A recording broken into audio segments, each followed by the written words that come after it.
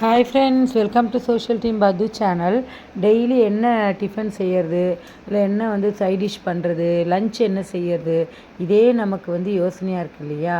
So அந்த மாதிரி டயத்தில் எப்படி ஒரு வித்தியாசமாக சிம்பிளாக 2 in 1 டிஃபனுக்கும் நல்லாயிருக்கும், அதே நேரத்தில் லஞ்சுக்கும் யூஸ் ஆகிற மாதிரியான ஒரு விஷயத்தை தான் இன்றைக்கி நம்ம பார்க்க போகிறோம்.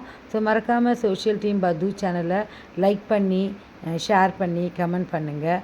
உங்களுக்கு இந்த வீடியோ பிடிச்சிருக்கு அப்படின்னா கண்டிப்பாக உங்கள் ஃப்ரெண்ட்ஸுக்கெலாம் ஷேர் பண்ணுங்கள். ஸோ கோதுமை தோசை, எல்லா காயும் போட்ட ஒரு கூட்டு, அதுக்கப்புறம் சாம்பார், முருங்கீரை பொரியல். கோதுமை தோசைக்கு மாவு கரைச்சி வச்சாச்சு. இது எல்லா காயும் போட்ட கூட்டு. எல்லா காயும் அப்படின்னா பச்சைப்பயிறு ஊற வச்சுருந்தேன். அது ஒரு அரை டம்ளர் இருக்கும். அது கூட வெங்காயம், தக்காளி, பச்சை மிளகா, கேரட்டு, முள்ளங்கி, அப்புறம் முட்டைக்கோஸு, கொஞ்சோண்டு கத்திரிக்காய் 2 இருந்தது அது.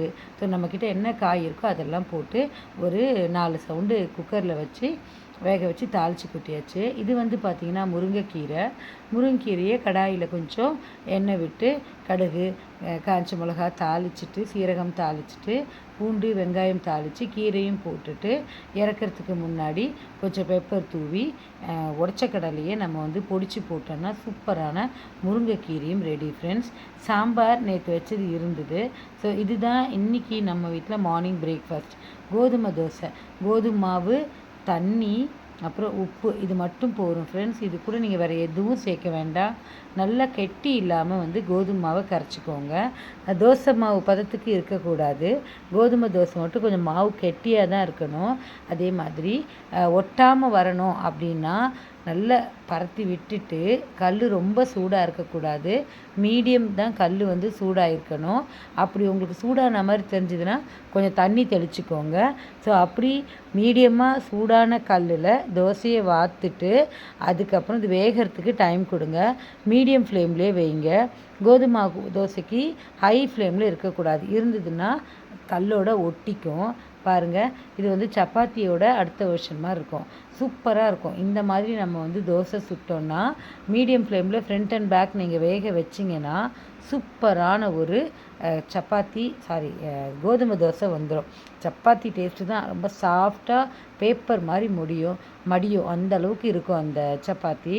கூட தொட்டுக்க பார்த்திங்கன்னா எல்லா காயும் கலந்த இந்த மாதிரி ஒரு சப்ஜி மாதிரி, ஒரு கூட்டு மாதிரி செஞ்சுக்கலாம்.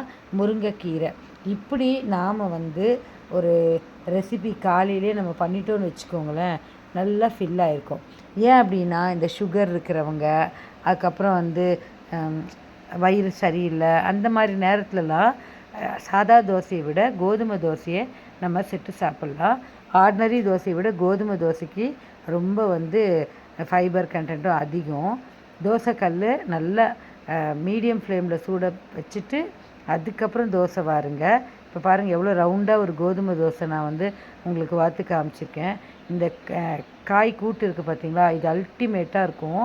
இதில் உங்களுக்கு வேறு என்ன காயெல்லாம் வேணுமோ அதெல்லாம் போட்டுக்கலாம். பாருங்கள், இந்த மாதிரி நீங்கள் மாவு கரைச்சி தோசை வார்த்திங்கன்னா தோசை எந்த அளவுக்கு ஒட்டாமல் வருது பாருங்கள். இப்படி நான் தவா அப்படி தூக்கி பண்ணுறேன், அது எப்படி சுற்றுது பாருங்கள், துளி கூட ஒட்டாதுங்க. அந்த அளவுக்கு நம்ம மாவு கரைச்சிக்கணும், கெட்டி வில்லாம் இல்லாமல். ஸோ இதை பொறுமையாக திருப்பி போடணும், ஃப்ரண்ட் அண்ட் பேக்கு. இப்படி செஞ்சால் வீட்டில் இருக்கக்கூடிய எல்லாருமே நீன்னு போட்டி போட்டு இந்த கோதுமை தோசையை சாப்பிடுவாங்க. இதுக்கு தொட்டுக்கிறதுக்கு பார்த்திங்கன்னா நம்ம பாசிப்பருப்பு, காயெல்லாம் போட்டு கூட்டு பண்ணியிருந்தோம் இல்லைங்களா, அந்த கூட்டு தான் இதுக்கு தொட்டுக்க. நீங்கள் சர்க்கரை தொட்டுக்கலாம், மிளகாப்பொடி தொட்டுக்கலாம், நாட்டு வெல்லம் தொட்டுக்கலாம், சட்னி என்ன வேணாலும் தொட்டுக்கலாம். வெறுமையை கூட சாப்பிட்டாலும் இந்த தோசை ரொம்ப நல்லது, ஹெல்த்தியான தோசையும் கூட. நீங்களும் ட்ரை பண்ணுங்கள் ஃப்ரெண்ட்ஸ்.